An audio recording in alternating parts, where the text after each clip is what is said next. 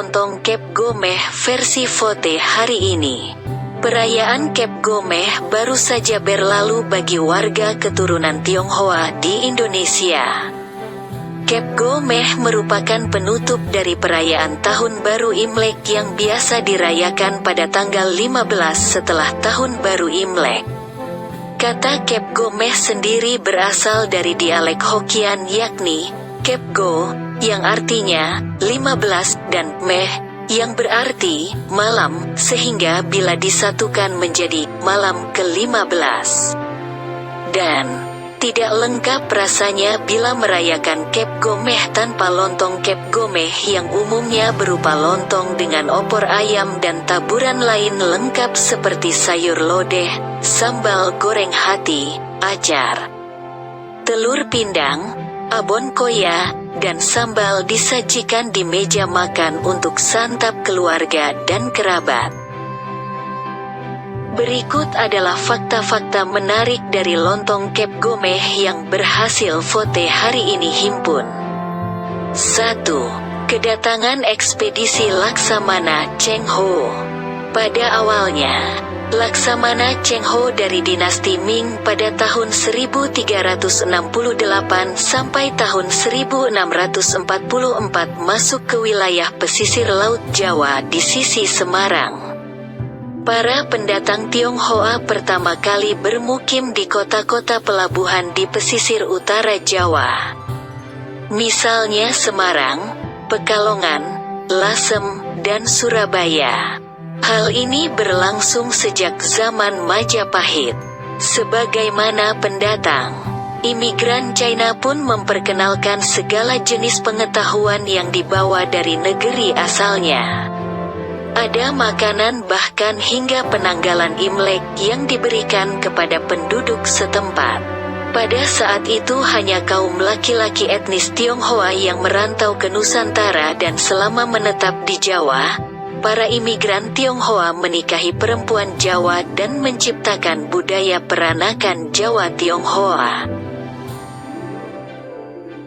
2. Adaptasi dan akulturasi. Terdapat dua versi terciptanya lontong Cap Gomeh. Yang pertama adalah versi jalur sutra. Pada versi ini imigran China di pesisir Laut Jawa tinggal lalu mengadopsi kebudayaan setempat. Seperti salah satunya dengan melihat tradisi kuliner ketupat lebaran dan opor ayam. Lontong Cap Gomeh berasal dari kebiasaan santri menyantap ketupat dan opor ayam. Selanjutnya, peranakan Tionghoa melihat kuliner tersebut serta mencicipi ketupat dan opor ayam. Pada versi ini lebih menonjolkan bahwa lontong Cap Gomeh merupakan modifikasi dari ketupat.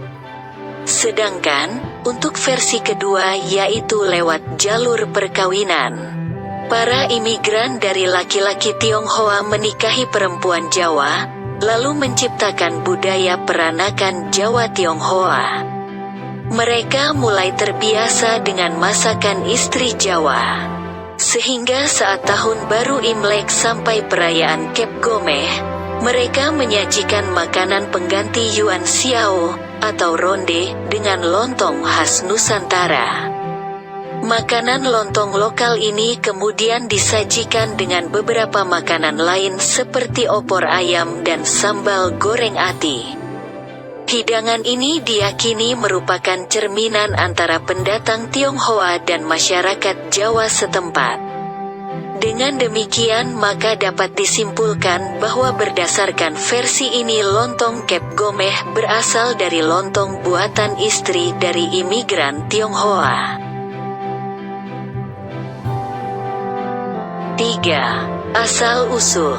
Di China, salah satu makanan khas untuk perayaan Cap Gomeh adalah Yuan Xiao atau dikenal dengan ronde. Ronde adalah bola-bola yang terbuat dari beras ketan, atau seperti mochi, dan dimakan bersama dengan kuah rebusan gula dan rempah. Yuan Xiao atau ronde adalah simbol mempererat persaudaraan, kebersamaan, dan mendapatkan kebahagiaan di tahun yang baru. Konsep memori kolektif tentang makanan khas perayaan Cap Gomeh mendorong masyarakat peranakan China di Pulau Jawa untuk mengingat dan membentuk kembali pengetahuan akan masa lalu serta juga konstruksi pengalaman masa kini. Dalam ingatan masyarakat Cina peranakan, ronde adalah putih kenyal hangat dan terbuat dari nasi ketan. Sedangkan realitas masyarakat Pulau Jawa dan hampir di seluruh Nusantara makanan utamanya adalah beras nasi. Pembuatan ketupat atau lontong diperkirakan mengadopsi pembuatan bakcang atau nasi ketan isi daging, jamur, ebi, telur, dan bumbu kacang yang dibungkus daun bambu atau kelapa. Bola ketan ronde yang berwarna putih dan bertekstur lengket atau kenyal memiliki kemiripan dengan warna dan tekstur ketupat atau lontong. 4. Simbol lontong Cap Gomeh. Lontong Cap Gomeh memiliki arti tersendiri bagi peranakan Tionghoa di Indonesia dan dianggap sebagai sesuatu yang spesial juga pembawa keberuntungan. Ronde atau Yuan Xiao merupakan bola-bola beras yang padat seperti mochi. Menurut pendapat orang-orang tua Tionghoa zaman dulu banyak mengatakan bahwa Yuan Xiao yang padat melambangkan keberuntungan. Jadi, dengan mengganti ronde yang terbuat dari ketan dengan lontong yang terbuat dari nasi dapat dianggap berlawanan dengan bubur yang encer dan sering dikaitkan dengan kesialan jika disajikan saat perayaan Cap Gomeh. Bentuk lontong yang panjang dianggap melambangkan panjang umur, telur melambangkan keberuntungan, dan santan yang dibumbui kuah kunyit berwarna keemasan melambangkan emas dan keberuntungan. Sudah sepantasnya jika lontong dipilih menjadi kuliner khas Cap Gomeh agar tahun baru dipenuhi dengan keberuntungan.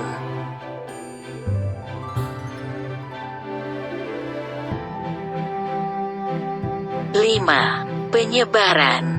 Lontong Cap Gomeh sendiri sebenarnya fenomena khusus peranakan Tionghoa di Jawa.